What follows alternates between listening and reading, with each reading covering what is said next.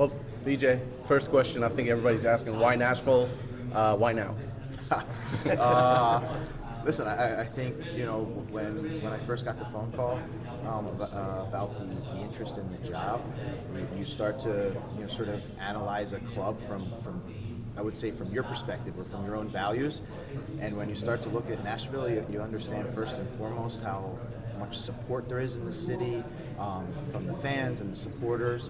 Then you start to look at okay, it's a really great owner, and then you start to look at it's a playoff-proven roster and the facilities. And so as you continue to just keep working down the line of criteria that you look for in a club and where you think you can be successful and one that aligns with your own personal values, it eventually became a no-brainer for Nashville.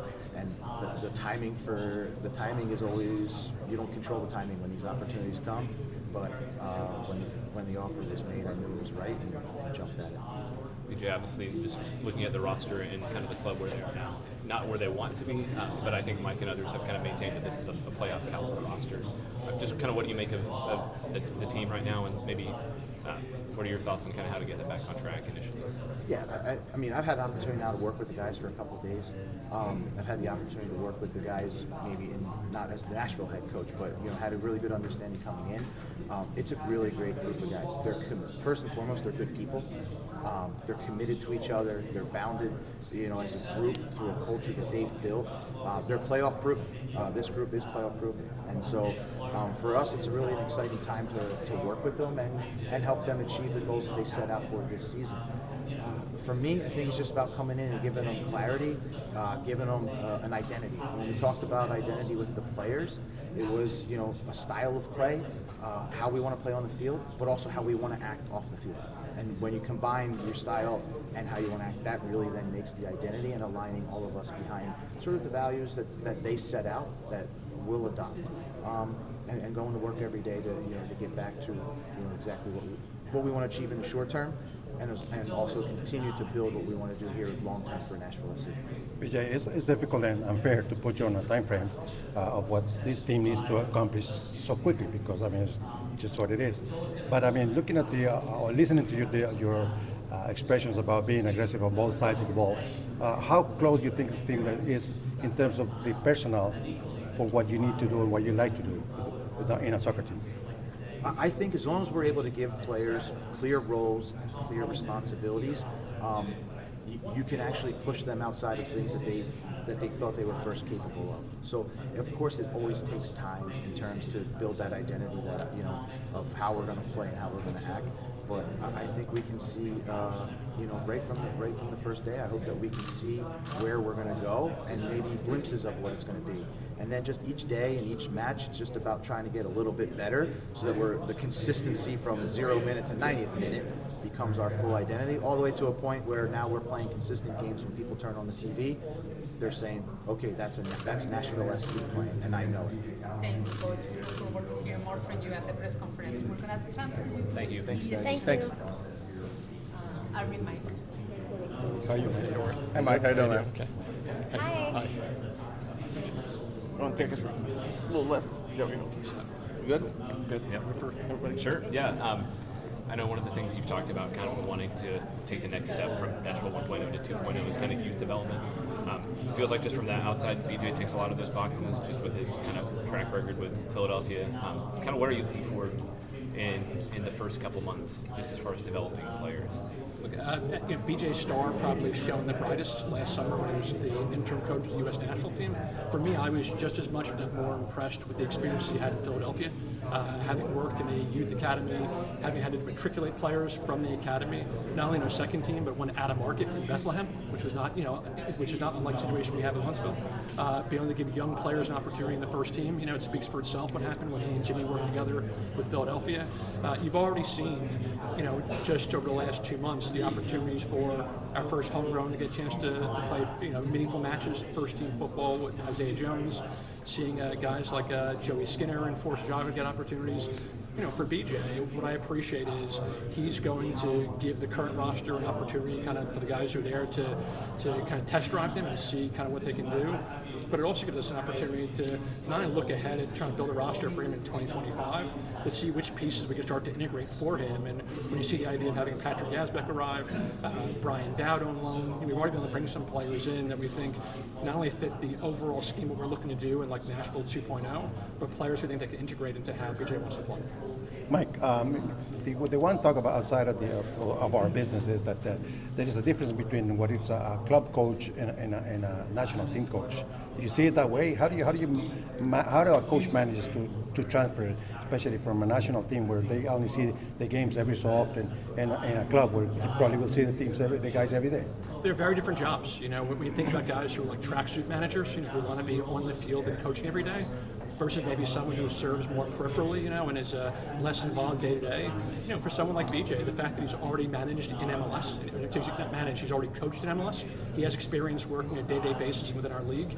And I think everyone you talk to will tell you that whether it's experiences he had in Philadelphia, was the U.S. national team, this guy is a tireless worker, and I think he's looking to be involved every day with his team. So where I think some players, some coaches might struggle transitioning from working with a national team to a domestic coach or vice versa, I don't think BJ will have any challenge with that. Mike, you already spoke about Yazbek. Was BJ involved in that?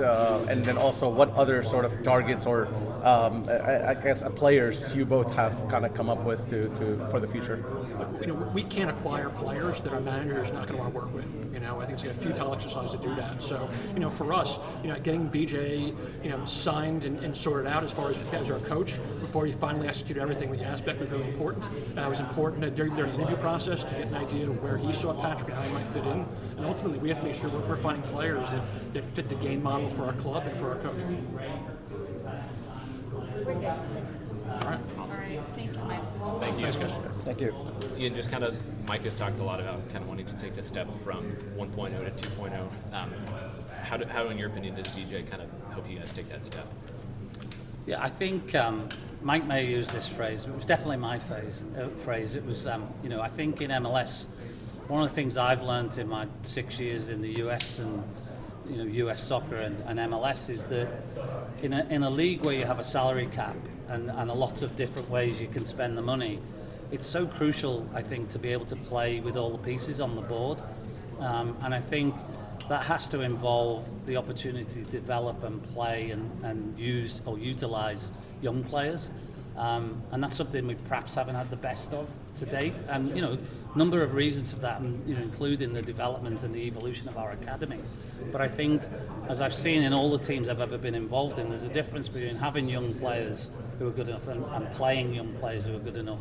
And I think that BJ has that track record of being able to take a young player development, give them an opportunity and play them out into the side. And I think if we want to play with all the pieces on the board, that's going to be crucial. And the referencing we did of him with players that he was involved in, that he developed, who've made it all the way up through national and international ranks, and some that are still playing in MLS. Without question, everybody was hugely complimentary. So I think I feel like that's one of the biggest assets we'll get with BJ. Ian, how much have you been involved in actually choosing the coach? And I ask this because through your experience, you've been in the up and downs of teams, good seasons, bad seasons, and in times where you have to really replace a coach, not because you really wanted to, but you have to do it. What about this time? Yeah, BJ will be the 11th coach I've worked with that I've hired or fired in soccer. It's never fun to do it. One of the things I always say to people is that whenever you're the CEO of a team or you're running a team, you can't be a fan. I've been a Liverpool fan my whole life, but for the 10 years I was at Liverpool, I didn't think of myself as a fan, because you have to make sort of decisions in a dispassionate way. I think that nobody more than me is more complimentary about what Gary did for us. I think he did an incredible job at this football club. He'll always be the first ever coach. He'll always achieved all the things he achieved here, playoffs every year. I think that everything evolves in life. This soccer club is no different. And when we started out, we had a very clear objective, which was you're an expansion team coming into a league. Nobody knows who you are. you need to be difficult to beat, and Gary created some incredible teams for that. I think we're evolving. Mike talks about 2.0. 2.0 is us being more on the front foot, being more offensive, and I think that we felt that it was the right time based on results and a number of things to make a change. And that's not easy. It's certainly not easy for Gary and Steve, to make that change. They would have definitely wanted more time, I think. But at some point you have to make a decision, and we made that decision. We thought long and hard about the type of coach and what the sort of resume of that coach might look like, and then went through a long list to a shorter list to a very short list, and BJ was the guy.